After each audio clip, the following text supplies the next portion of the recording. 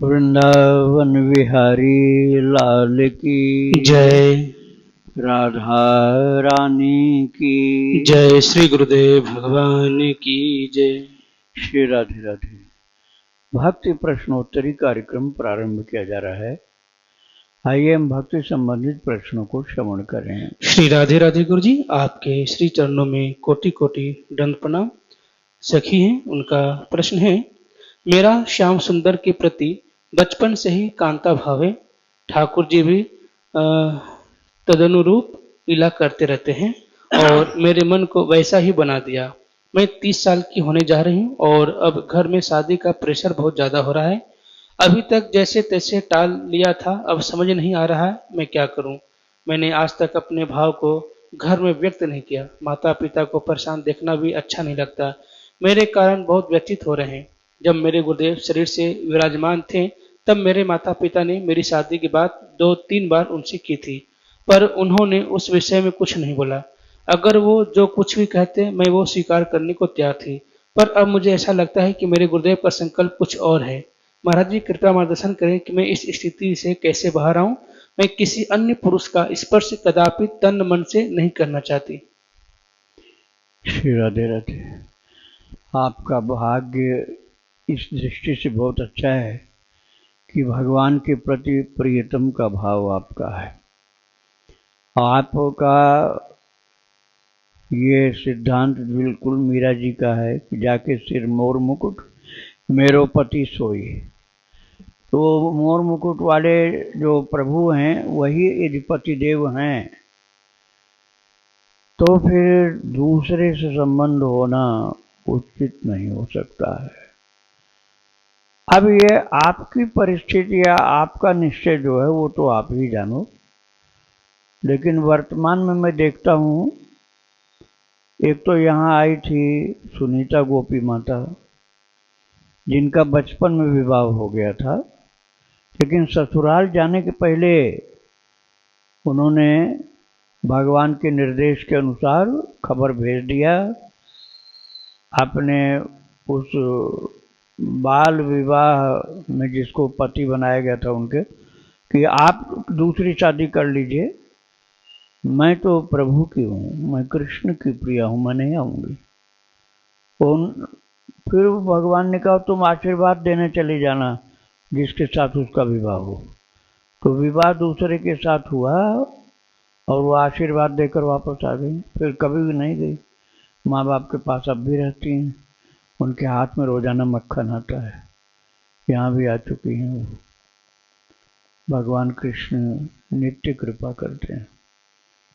ऐसे शिवांगी गोपी ने भगवान से विवाह किया है, अन्य किसी से नहीं। और भी बहुत सी माताएं हैं जिन्होंने भगवान कृष्ण से विवाह किया है और किसी से नहीं किया है। अब आप अपनी परिस्थिति को, अपने निश्चय को, श्रद्धा को, भाव को समझिए। यदि भगवान कृष्ण से विवाह करने के बाद आप अपनी मनोवृत्ति को, संबंध को, प्रेम को केवल भगवान कृष्ण में ही रखती हैं तो बहुत अच्छा है। तो भगवान तो हैं ही, सबके लिए सब कुछ वही है। यदि आपका प्रिया प्रियतम भाव है, कांता भाव है, आप प्रभु को कांत, अपने को कांता मानती हो, तो ये तो बहुत बड़े भाग्य की बात है। आप लेकिन रहना घर में, घर छोड़ के मत भागना। घर छोड़ के भागने से क्या होता है कि घर के लोग बहुत परेशान होते हैं। इसलिए बाहर जो असुरक्षित रहते हैं ना, उससे अच्छा घर में सुरक्षित रहो। माँ बाप के पास रहो, भाई हो उनके पास रहो और भजन करो। बाहर जाने में भजन के साथ साथ बाधाएं बहुत होती हैं, तो घर में रह करके स्त्री जाति के लिए ज़्यादा अच्छा रहता है। भजन करो घर में, कम से कम युवावस्था में तो घर में ही रहना। वृद्धावस्था में भले कुछ ठाकुर जी की इच्छा हो तो बाहर जाओ। तो आप घर में रह करके प्रभु को अपना प्रियतम, अपना पति मान करके खूब भजन करो। भगवान आपकी सहायता करेंगे, रक्षा करेंगे, उनके ऊपर विश्वास रखना। रहना घर में, घर छोड़कर भागने से शांति नहीं मिलती। राधे राधे। लेकिन गुरुजी जैसे इन्होंने कहा कि विवाह नहीं करना चाहती हैं और घर के माता पिता का प्रेशर बनाएंगे, तो ऐसे में फिर क्या करें? देखो, वो आपके निश्चय पर ये डिपेंड करता है कि आप क्या करोगे। किसी को बहुत ज्यादा जब प्रेम होता है ना, तो दूसरे से सलाह नहीं लेता, वो बिल्कुल नहीं सलाह लेता है। और सलाह कोई दे तो उसको बुरा मानता है। और जब प्रेम में कमी रहती है तो फिर सबसे सलाह लेंगे और करेंगे अपने मन का। इसलिए इस विषय में सलाह मत मांगो, इस विषय में आपको खुद समझना पड़ेगा। राधे राधे। नीतू सखी जी हैं, इनका प्रश्न है, राधे कृष्ण कृष्ण कृष्ण राधे राधे, राधे श्याम श्याम श्याम राधे राधे। इस महामंत्र को 64 माला करने से 1 लाख जप हो जाता है। किसी की राधा नाम में निष्ठा है तो 1 लाख नाम जब 16 बार राधा राधा राधा करके माला के एक मनके में 16 बार राधा नाम जपें तो 64 माला इसी प्रकार करने से सहज रूप से 1 लाख राधा नाम जप माना जाएगा। बिल्कुल माना जाएगा। राधा नाम का जप 64 माला जैसे आपने कहा है, इस प्रकार से करने से 1 लाख नाम जप हो जाएगा। राधे राधे। खुशबू जी हैं, इनका प्रश्न है, महाराज जी अशुद्धि अवस्था में पूजा पाठ नहीं कर सकते हैं, लेकिन क्या रामायण का पाठ या शास्त्रों का पाठ वगैरह कर सकते हैं? सब पाठ कर सकते हो। ग्रंथ मत छुओ, मोबाइल में निकालो। मोबाइल के अंदर कोई ग्रंथ तो है नहीं। कोई भी ग्रंथ मोबाइल के अंदर नहीं होता, कितना ही छोटा भी नहीं होता। बड़ा भी ग्रंथ मोबाइल के अंदर, वो तो प्लास्टिक का खिलौना है जिसमें इलेक्ट्रॉनिक और इंटरनेट के माध्यम से सब चीज़ें दिखलाई पड़ती हैं, होती नहीं, दिखलाई पड़ती हैं। पहाड़ भी उसमें देख लो, पहाड़ का टुकड़ा भी उसके अंदर नहीं जाएगा। मोबाइल के अंदर पहाड़ देख लो, पहाड़ की एक गिट्टी भी नहीं जाएगी उसके अंदर। ऐसे बड़े बड़े ग्रंथ देख लो और एक कागज भी उसके अंदर नहीं जाएगा। तो ग्रंथ छूने वाला दोष वहाँ नहीं होगा। आप मोबाइल में ग्रंथ निकालो, खूब पाठ करो, खूब ध्यान करो, पूजा करो, जप करो, जो भी पढ़ना हो उसके द्वारा जो भी उपयोग करना हो कर सकते हो। तो मोबाइल के माध्यम से कोई भी दोष नहीं माना जाएगा स्पर्श में, और पाठ में भी कोई भी रोक टोक नहीं होगी। कभी भी करो, शुद्ध हो चाहे अशुद्ध हो, हमेशा करो। राधे राधे। और पूजा कर सकते हैं गुरुजी शुद्धि में? देखो, मोबाइल के माध्यम से हमने कहा है। अब आप कहोगे हम हनुमान जी के मंदिर में चले जाएंगे चोला चढ़ाने के लिए, तब तो गलत हो जाएगा। अपने अपने मोबाइल में आप निकालो, देवी देवता सब प्रकट होते रहते हैं उसमें, उनकी पूजा कर लो। किसी मंदिर में मत जाओ, वहीं पर लोग अछूत मानेंगे तुमको। भगवान के यहाँ जब मोबाइल में प्रकट हुए हैं तो कोई अछूत नहीं। राधे राधे। इनका दूसरा प्रश्न है, भगवान नारायण को कौन से फूल पसंद है, उनको कौन सा फूल चढ़ा सकते हैं और कौन सा नहीं? वैसे तो ठाकुर जी भाव के ही भूखे हैं, और भगवान ने जहाँ फूल की बात की है वो गीता जी का वो 9वां अध्याय है। वहाँ किसी फूल का नाम नहीं लिया। पत्रम पुष्पम फलम तोयम यो मे भक्त्या प्रयच्छति तदहम भक्त्युपहृत मश्नामि प्रयतात्मन। भगवान ने कहा कोई भी पत्ती चढ़ा दो मुझको, कोई भी फूल चढ़ा दो। पत्रम पुष्पम फलम, कोई भी फल चढ़ा दो जो तुम्हें अच्छा लगे। वो सब कुछ नहीं है, न पत्ती है, न फूल है, न फल है। तो तोयम अर्थात पानी, एक कटोरी में पानी रख दो, भगवान उतने से प्रसन्न हो जाएंगे। और फिर कहते हैं मैं इतना प्रसन्न हो जाऊंगा कि अश्नामि प्रयतात्मन, बड़े प्यार से धीरे धीरे चाट चाट के खाऊंगा उसको, जल्दी से नहीं खत्म करूंगा, क्योंकि मुझे बहुत अच्छा लगेगा। कब? जब वो भक्ति भाव से अर्पित करेगा। चाहे पत्ती हो, चाहे फूल हो, चाहे पानी हो, चाहे फल हो। यो में भक्त्या प्रयच्छति, जो भक्ति के साथ साथ भाव से, प्रेम से जो अर्पण करता है, तो भगवान उसके प्रेम के दिए हुए उस पदार्थ को, चाहे वो पानी, फूल, पत्ती या जल कुछ भी हो, वह ग्रहण करते हैं। एक नाथ जी ने पिलाया था, गधा में भगवान को देखकर पिलाया और भगवान का रूप दर्शन मिल गया उनको।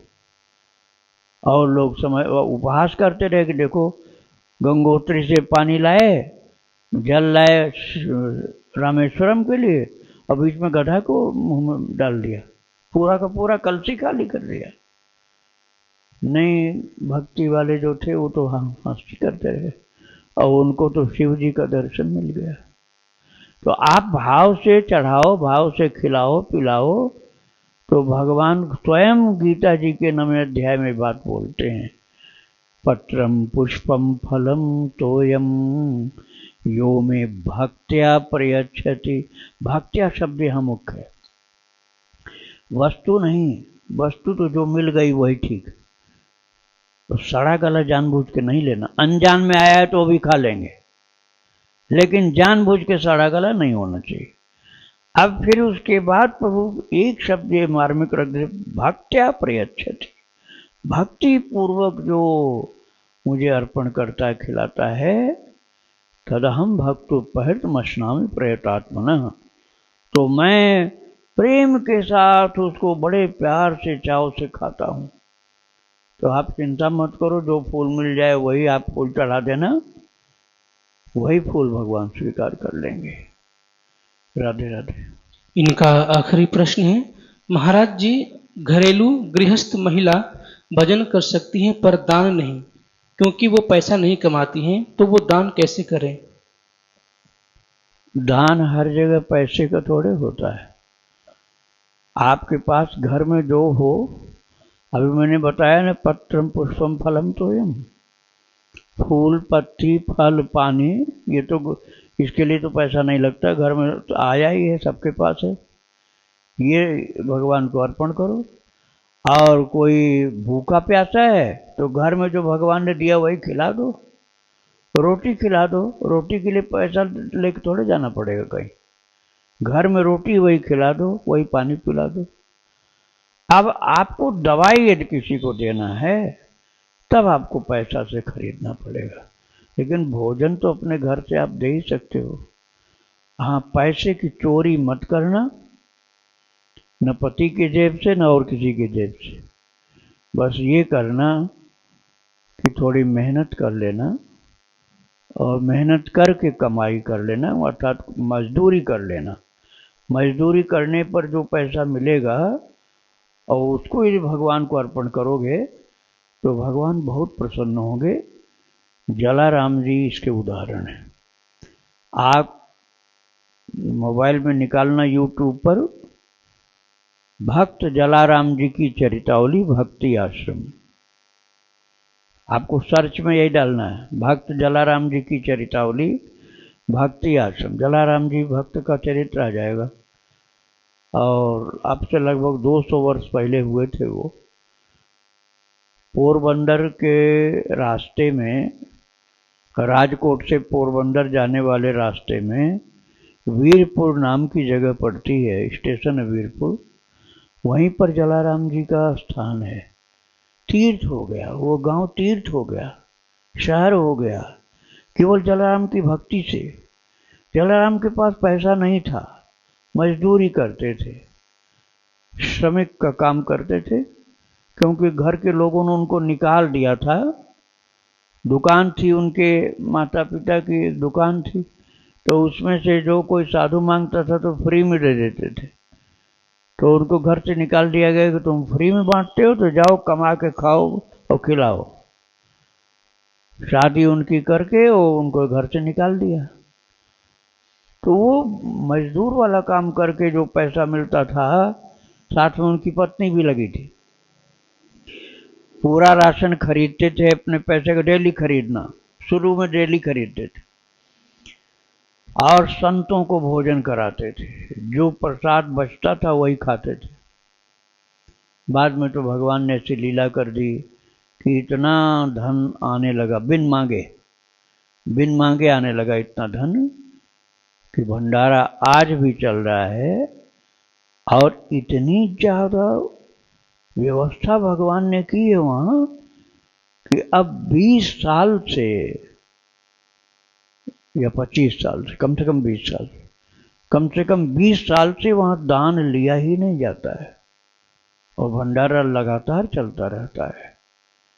आप पहले हिम्मत तो करो, खुद मजदूरी करो, श्रमिक का कार्य करो, जो आपको पारिश्रमिक मिल जाए उसी से भगवान की सेवा करो, भक्तों की सेवा करो।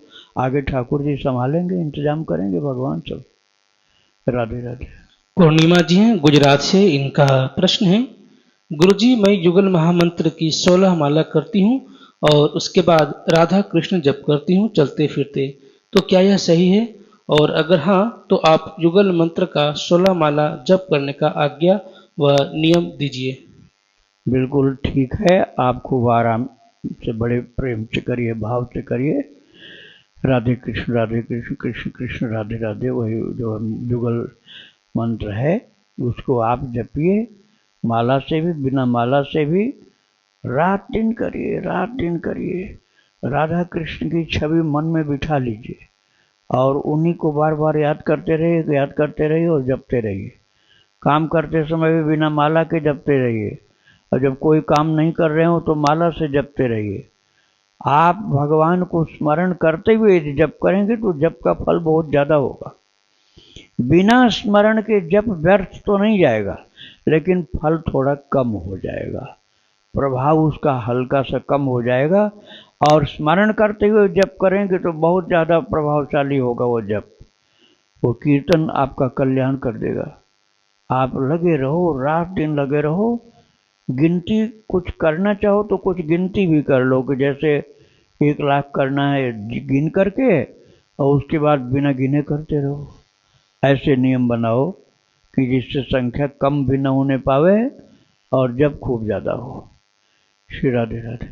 पूजा जी हैं सहारनपुर से, इनका प्रश्न है, गुरुजी मुझे किसी रिलेटिव के यहाँ जाना पड़ रहा है, अर्जेंट है।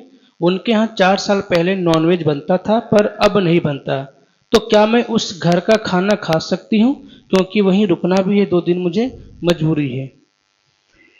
यदि उन लोगों ने अपने घर में मांस पकाना बंद कर दिया हो और खाना भी बंद कर दिया हो और उन बर्तनों को हटा दिया हो जिसमें मांस पकाए गए थे पहले, और अब नए शुद्ध बर्तन में भोजन बनता हो, तो आप वहाँ भोजन ले सकते हैं।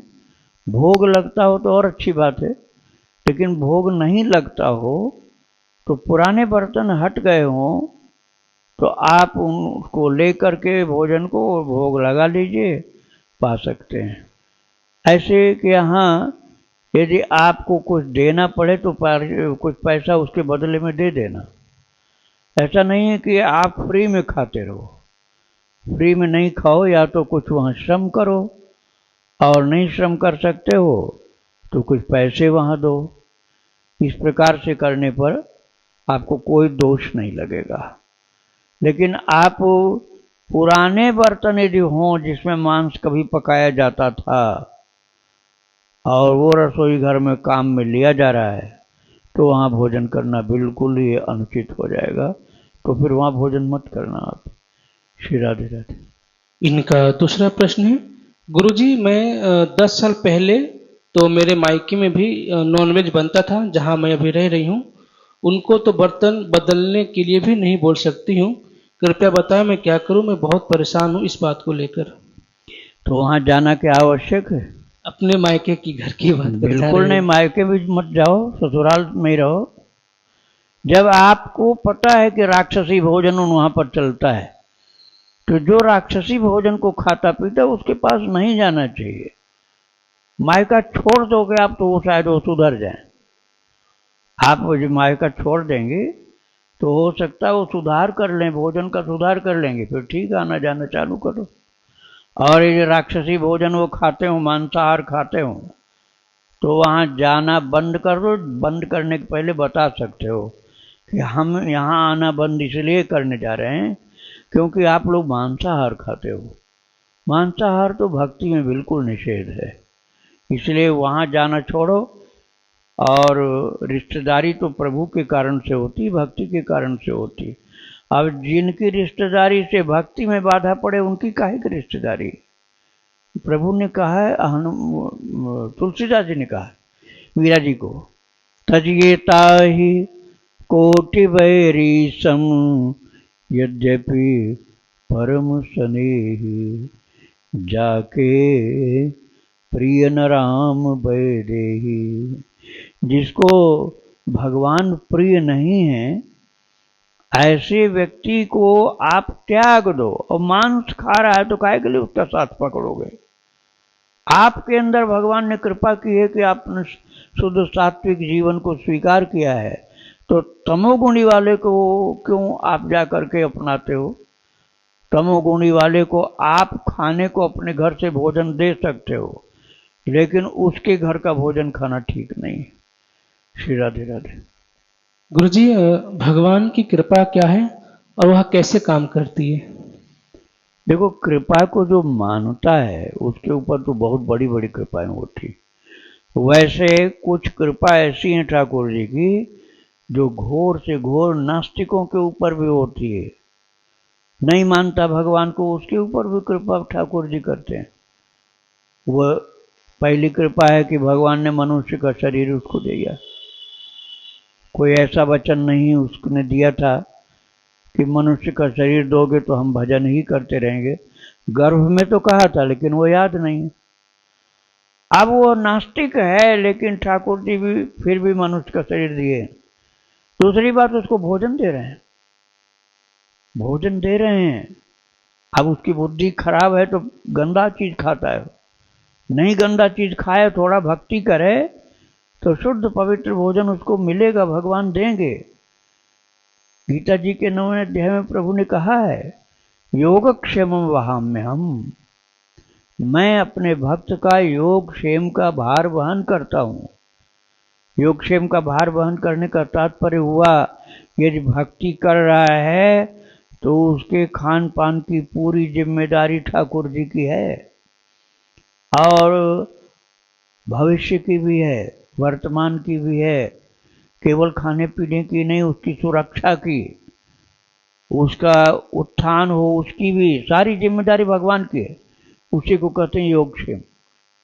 तो योगक्षेमम वहां में हम प्रभु ने कहा है, आप यदि भक्ति करोगे, भगवान को अपना मानोगे, अपने को प्रभु का मानोगे, तो निश्चित ही भगवान आपकी संभाल करेंगे, आपकी रक्षा करेंगे और आपके लिए खान पान की सब सुविधा करेंगे। तो आप मांसाहारी के साथ संपर्क न करो, न उसके यहाँ का कुछ खाओ, लेकिन वो मानो भूख से मर रहा है तो अपने घर से आप खिला सकते हो। और मौका लग जाए तो उसको समझाओ कि देखो आप मांसाहार मत करो, नहीं तो भगवान का जो लाभ मिलता है वो नहीं मिलेगा। अब कृपा को समझने की जो बात है वो ये है कि जहाँ अपनी बुद्धि फेल होती और काम हो जाता है, वहाँ मान लो तुरंत कि ये मैंने नहीं किया, भगवान ने कृपा करके ये ठीक किया है।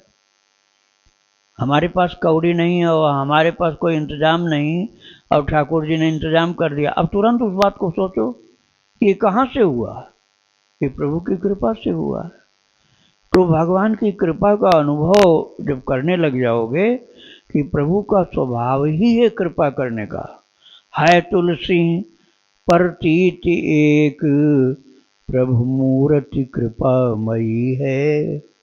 तुलसीदास जी कहते हैं, विश्वास करो कि प्रभु की मूर्ति अर्थात स्वरूप जो भगवान का कृपा से भरा हुआ, कृपा से ही बना हुआ है, तो आपके अंदर प्रेम उत्पन्न हो जाएगा। और जैसे जैसे प्रेम आपका बढ़ता जाएगा, वैसे वैसे कृपा का दर्शन और अधिक होने लग जाएगा। कृपा का दर्शन करने से भक्ति बढ़ेगी, और भक्ति बढ़ने से कृपा का और अनुभव आपको होता जाएगा। इस प्रकार से पहले आप भगवान के ऊपर थोड़ा सा विश्वास करो, फिर कृपा का दर्शन करो, और कृपा से पोषित हो रहे हो इसका अनुभव होने लग जाएगा तो आपका प्रेम बढ़ता चला जाएगा। राधे राधे। महाराज जी, मैं राधा वल्लभ संप्रदाय से दीक्षित हूँ और मैं गुरुदेव की आज्ञा के हिसाब से मतलब मैं अपनी माला भी 11 माला का बताया उन्हें करती हूँ, लेकिन लेटे लेटे कर पाती हूँ, शरीर साथ नहीं देता। हाँ, तो लेटे लेटे बाकी पूरे दिन अपना उनका नाम जो हमें नाम दिया है गुरुदेव ने वो जपते रहती हूँ। हाँ ठीक है। और अष्टयाम सेवा भी लाडली की कृपा से इस शरीर से जैसे तैसे हो जाती है। ठीक है, बहुत अच्छी बात है, रख दो, अब बताता हूँ। देखो, ये जो शरीर हमको आपको सबको मिला है, मनुष्य शरीर है, सर्वोत्तम शरीर है, कोई भी जाति में जन्म हुआ हो सर्वोत्तम शरीर है। जात की बात करना भी भक्ति में गलत है। भगवान ने आपको मनुष्य का शरीर दे दिया, खूब भक्ति करने का पूरा अधिकार है। न ऊंची जात, न छोटी जात, न बड़ी जात को, न कोई भी जात, सब बराबर भक्ति के लिए। कर्मकांड में बराबर नहीं। कर्मकांड में किसी को यज्ञ का अधिकार है, किसी को नहीं है, किसी को जनेऊ पहनने का है, किसी को जनेऊ पहनने का नहीं, वो कर्मकांड की बात है। लेकिन भक्ति में सबका पूरा अधिकार है। आपको ये सब तो ठाकुर जी ने दिया, लेकिन शरीर तो प्रारब्धाधीन रहता है। शरीर जो है प्रारब्ध के अधीन रहता है। इसको बीमारी होगी तो होगी, चाहे साधु हो जाओ, चाहे घर में रहो, चाहे आप बड़ी कोठियों में रहते रहो, चाहे झुग्गी झोपड़ी में रहो, बीमारी होनी है तो होगी, क्योंकि ये प्रारब्ध है इसका। अब ये शरीर का प्रारब्ध शरीर भोग रहा है, अब उसके कारण हम भजन छोड़ दें तो हानि तो अपनी हो जाएगी। हानि अपनी हो जाएगी ना।